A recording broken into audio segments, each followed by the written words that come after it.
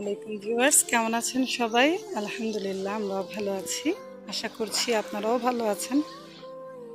ছাদ বাগানে চলে আসলাম। ছাদ বাগানের ধুন্দুল দেখাবো আজ আপনাদেরকে ইনশাআল্লাহ। স্ক্রিনে দেখতে পাচ্ছেন এটি লাউ গাছ।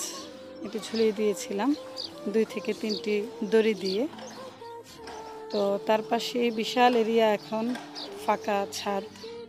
আসলে ছাদ বাগান ছোট করার পর ছাদে প্রচুর জায়গা হয়েছে। তো সেই খালি জায়গার উপরই আসলে এই দড়িগুলো বাইয়ে দেয়া। তো এখানে কিছু ধুন্দুল বাইয়ে দিয়েছিলাম।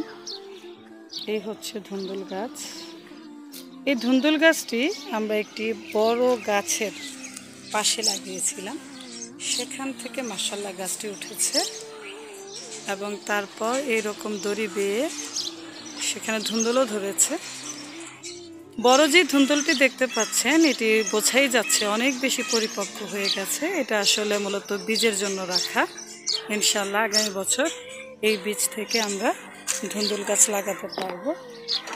আর এই যে সামনে ময়লার জন্য যে জায়গাটুকু রাখা, এটা হচ্ছে আমাদের সবজির যে উচ্ছিষ্ট ময়লাগুলো, সেগুলোই আমরা খোসা, ডিমের খোসা, পেঁয়াজের খোসা, আলুর খোসা বা তরকারির অন্যান্য যে খোসাগুলো হয় সেগুলো আমরা এখানে রোদে শুকাই এবং তারপর সেগুলো গাছে প্রয়োগ করি।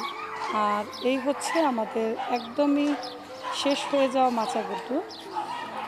এই মাচাটি আমরা একদমই শেষ করে দেবো ইনশাল্লাহ। আর এখানে কিছু ধুন্দুল গাছ এখনও জীবিত, যে কারণে এই মাচাটি শেষ করিনি। তো মাশাআল্লাহ এখনও এই গাছগুলোতে ধুন্দুল ধরছে।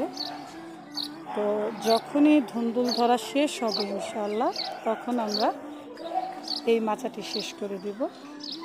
তো এই ধুন্দুল গাছটি আমরা এখানে একটি বড় জাম্বুরা গাছ ছিল তার পাশে লাগিয়েছিলাম।